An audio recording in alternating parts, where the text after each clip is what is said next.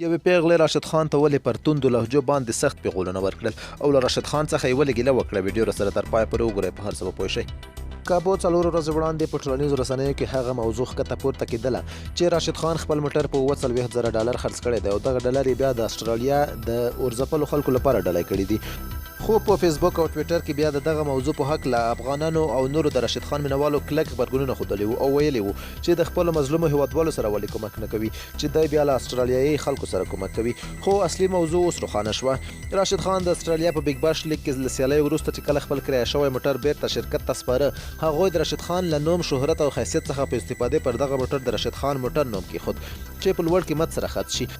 راشد خان نن سبا یو نړیوال د کرکټ ستوری دی او همدارنګه په ټوله دنیا کې مشهور دی او تجارتي شرکتونه هلې ځلې کوي چې په یو نه یو ډول د هغه له نوم او شهرت څخه استفاده وکړي. راشد خان وویل شرکت ورڅخه دغه کار اجازه غوښتي او هغه هم ورته اجازه ورکړې ده. د شرکت د دغه کار هدف دا ده چې د راشد خان په نامه دا موټر په لوړ قیمت سره خرڅ شي چې په استرالیا کې په ځنګلونو کې د اور له کبله زیانمنو شویو سره مرسته وشي.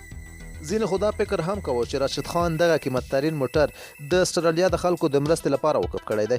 راشد وایي داسې نه ده، خپل هیواد کې ډېر بېوزله شته چې هغه سره باید مرسته وکړم. ما د استرالیا خلکو لپاره دغه موټر د مرستې په توګه نه دی وقف کړی، بلکې دغه موټر د هغه شرکت و چې کوم زموږ د لوبډلې سپانسري کوله.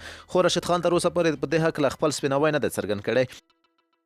یوه خور چې د نوم او شهرت د خپرولو څخه ډډه کوي د راشد خان دغه کار په سختو ټکو سره غندي او وایي راشد خان باید فکر وکړي چې دی له کومه ځایه روزل شوی دی، د کوم ملت پیسې پرې لګېدلې دي او اوس کوم ځای ته رسېدلی دی.